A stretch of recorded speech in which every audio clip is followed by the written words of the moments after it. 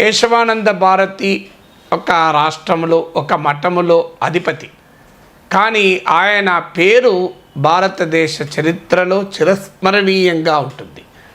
భారతదేశంలో ప్రజాస్వామ్యం ఉన్నంతకాలం కేశవానంద భారతిని మర్చిపోలేం.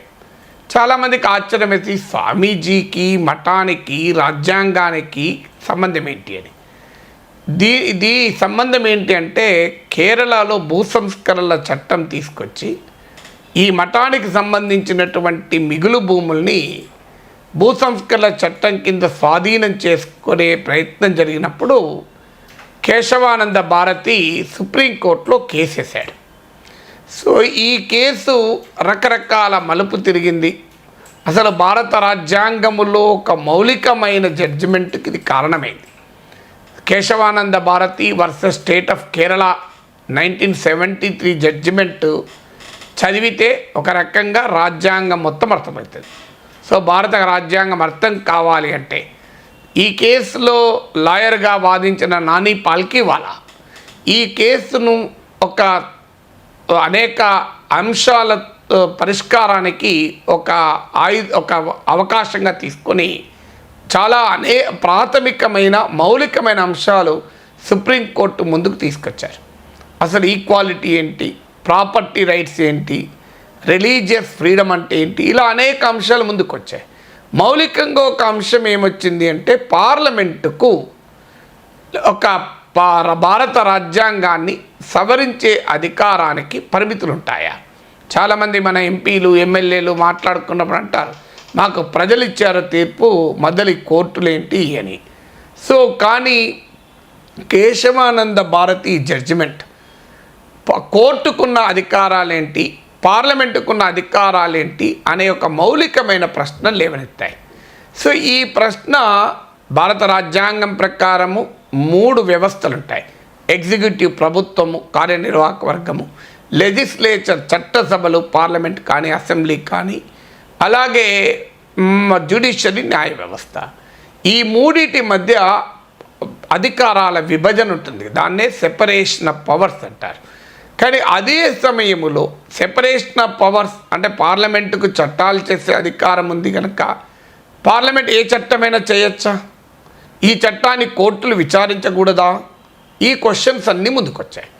దీంట్లో సుప్రీంకోర్టు 13 మంది సభ్యుల ధర్మాసనాన్ని చీఫ్ జస్టిస్ ఏర్పాటు చేశారు. ఆ రోజుల్లో సుప్రీంకోర్టులో ఉన్న మొత్తం జడ్జిల సంఖ్య 16. కానీ అందులో 13 జడ్జెస్తో ఒక పెద్ద బెంచ్. నాకు తెలిసినంతవరకు చరిత్రలో ఇంతకన్నా పెద్ద సుప్రీంకోర్టు బెంచ్ ఇంకోటి ఏది కాన్స్టిట్యూట్ కాలేదు. ఈ 13 మెంబర్ బెంచ్లో 11 మంది జడ్జిలు వేరువేరుగా తమ జడ్జిమెంట్లు ఇచ్చారు. కానీ ఫైనల్గా మెజారిటీ వర్డిక్ట్ కూడా 7 ఒకవైపు 6 ఒకవైపుతో మెజారిటీ తీర్పు అదే కేశవానంద భారతి తీర్పు. ఈ తీర్పులో సుప్రీంకోర్టు చెప్పింది ఏంటంటే పార్లమెంట్ చట్టాలు చేసినప్పుడు వాటిని సమీక్షించే అధికారం సుప్రీంకోర్టుకు ఉంటుంది. ఎప్పుడు భారత ప్రభుత్వానికి పార్లమెంటుకు రాజ్యాంగాన్ని సవరించే అధికారం ఉండవచ్చు, కానీ రాజ్యాంగ మౌలిక స్వరూపాన్ని మార్చే అధికారం పార్లమెంటుకు కూడా ఉండదు. The parliament has no power to amend the basic structure of the constitution అని ఒక అద్భుతమైన తీర్పు చెప్పింది సుప్రీంకోర్టు.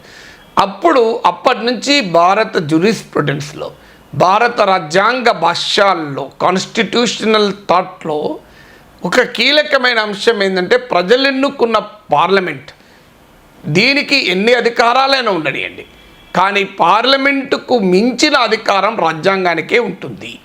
రాజ్యాంగానికి లోబడే అన్ని వ్యవస్థలు పనిచేయాలి. అందువల్ల రాజ్యాంగ మౌలిక స్వరూపాన్ని మార్చే అధికారం పార్లమెంటుకు కూడా ఉండదు. అందువల్ల బేసిక్ స్ట్రక్చర్ డాక్ట్రిన్ అంటారు. ఈ మౌలిక స్వరూపము బేసిక్ స్ట్రక్చర్ అంటే ఏమిటి? మీరు రాజ్యాంగ పీఠిక చదివితే మనకు అర్థమవుతుంది. అది బేసిక్ స్ట్రక్చర్.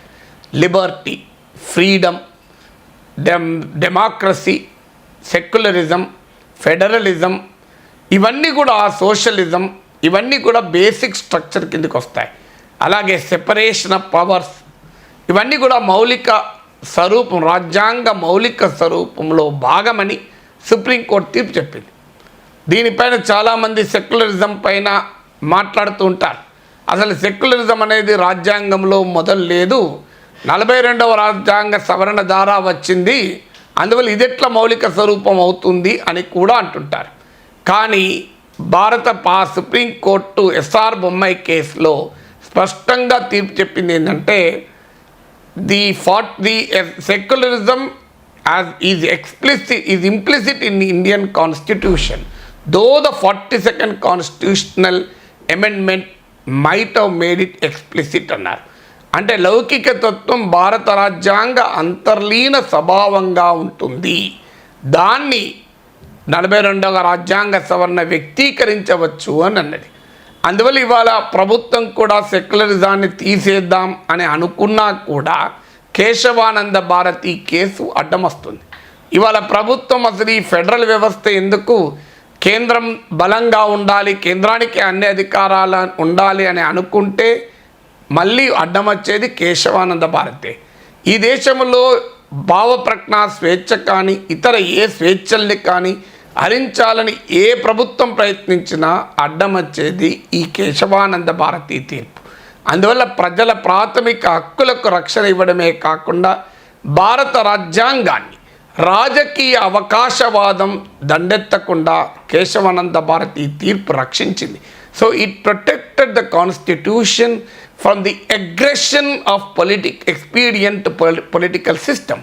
అందువల్ల రాజకీయ వ్యవస్థ స్వార్థంతో రాజ్యాంగంపై దాడి చేయకుండా ఆపింది. ఈ జడ్జిమెంట్ ఫాలోఅవుట్ కూడా చాలా పెద్దది భారతదేశ రాజకీయాల్లో. ఈ జడ్జిమెంట్లో తర్వాత ఇందిరాగాంధీ ప్రభుత్వము చాలా అప్రజాస్వామికంగా న్యాయ వ్యవస్థలో జోక్యం చేసుకుంది. 3 సీనియర్ మోస్ట్ జడ్జెస్ను కాదని జూనియర్ జడ్జిను సుప్రీంకోర్టు చీఫ్ జస్టిస్గా నియమించారు. ఈ 3 కూడా కేశవానంద భారతి మెజారిటీ జడ్జిమెంటు ఇచ్చినవారు. చీఫ్ జస్టిస్గా కేశవానంద భారతి వర్డిక్ట్ను మెజారిటీ తీర్పును వ్యతిరేకించిన మైనారిటీ తీర్పిచ్చిన వారిలో ఒకరిని తీసుకొచ్చి చీఫ్ జస్టిస్గా పెట్టారు.